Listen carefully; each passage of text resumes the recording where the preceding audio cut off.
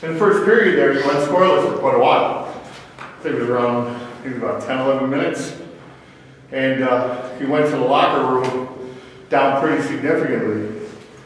What did you say in the locker room, and what do you attribute your second half comeback to? I'm going to let Marcus answer that. Okay.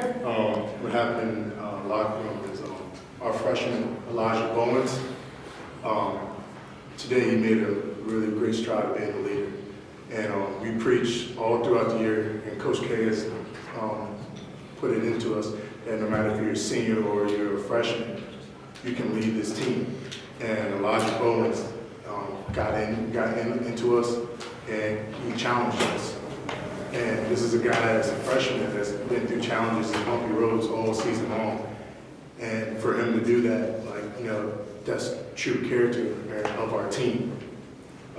We take pride in brotherhood, and it kind of gets me emotional to see that as he's a young freshman, and the way he used his voice and talked to us and got us going. And, I mean, that's something a lot of teams don't see, and that's something I haven't seen much of since being a senior. I mean, we have leaders that go by the energy level and by the way they play, but for him to be that vocal, like he was the major key to what turned it around in the second half, and that's credit to Elijah Bowens. I also noticed that you guys really kept your composure in the second half.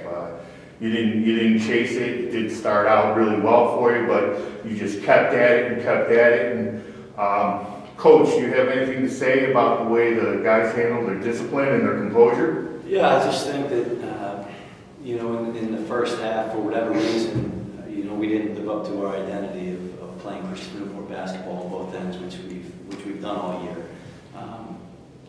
It's tough. You travel for 2 days. You come into this environment. These seniors, these guys that have been playing. I mean, they want it so bad, and sometimes that doesn't lend itself to great play because you want it so bad. And we just weren't playing Christopher Newport basketball, but we were defending and rebounding for the most part. We felt like, okay, 32, it's not a bad number overall. If we can hold them to 32 again, I think we give ourselves a fighter's chance because we have great confidence in our guys offensively. And, we got some really gifted players, and it was just a matter of time. We felt, if we could play with some urgency on that end, that things would come alive. And you see, Jason going in and getting a big offensive rebound putback, Marcus finding a way to get to the basket, and just willing his way into an offensive rebound putback. Those are effort plays, and you have to play with great effort on both ends of the floor. And I think that's part of the message that Elijah gave them at halftime. And the best teams, the success comes from within when the guys take ownership. And I thought more importantly that our team took ownership of the game in the second half. The best coaching I do is when I get the heck out of the way. Mm-hmm. Okay, that's all I have for you, except to say congratulations and good luck in the next round. I got a couple more for you guys to take off. Was there a particular strategy on defending Kenna Gilmore? He came in averaging more than 19 a game, missed 12 of his first 13 shots, I think. You guys did a great job on him. What was the key behind that? Gilmore, we looked at film and we know he's an outstanding player. He can score on all three levels. He can really get to a hole, but we kind of didn't want to get just easy layups.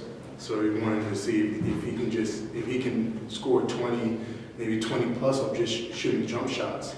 We'll give him credit. He has that built into him.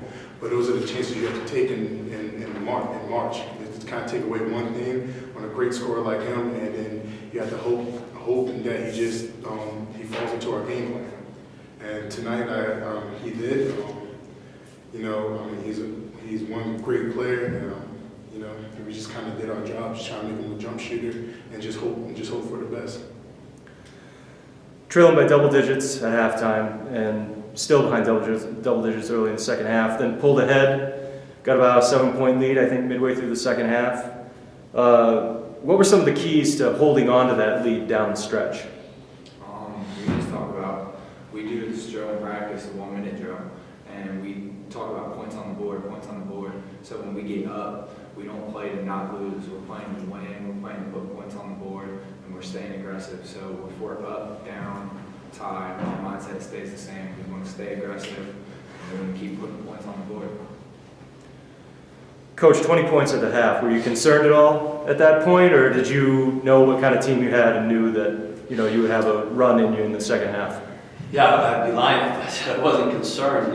Again, I felt good that I felt like we could guard them even with the 32. We made some mistakes that we normally don't make, and that could have been in the 20s for them. And so we felt like, I told them this might be one of those games that's got to be in the 50s, and we've won some of those games. And so, that's always the emphasis for us.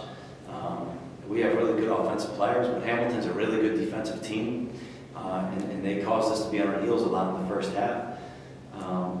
We just talked about being a little more aggressive, not being afraid to miss some tough shots. Normally we work really hard to get high percentage shots. Hamilton wasn't giving us any high percentage shots, and so that had to change our mindset a little bit. We had to just take harder shots.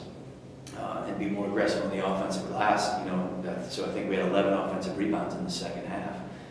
That probably more than anything is what the difference was. It's just, these guys just refused to lose, and they started to just play a little more fearlessly on the offensive end, and that's a credit to them. Jason's a guy that can make 5 or 6 threes easy in the game, and they just weren't going to give him any space.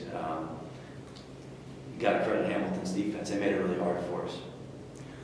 12 wins in a row now. How have you put this streak together? I mean, this has covered 3 NCAA games now, a couple of conference tournament games against obviously some really high-level competition. What's been the story behind this? We don't look in the past. We play the game, and then once the game's over, especially in March Madness time, you just move on to the next after the game's over. You can't look in the past, it's already behind us. You can learn from some things, but you don't want to dwell over it. You have to look to the next opponent. Speaking of the next opponent, I'm assuming you guys had a chance to watch some of the first sectional semifinal. Talk a little bit about the prospect of playing Williams tomorrow night. What are you looking forward to on that one? We watched a bit, but we were mainly focused on our game and the task at hand, because we couldn't disrespect Hamilton. They're a great team as well. But from what I saw, they have some length, they can shoot. You're getting to the Elite 8. Every team at this point is a really outstanding team, and it's going to be a dogfight. I have no doubt our coaches are going to have us well prepared to play that game tomorrow.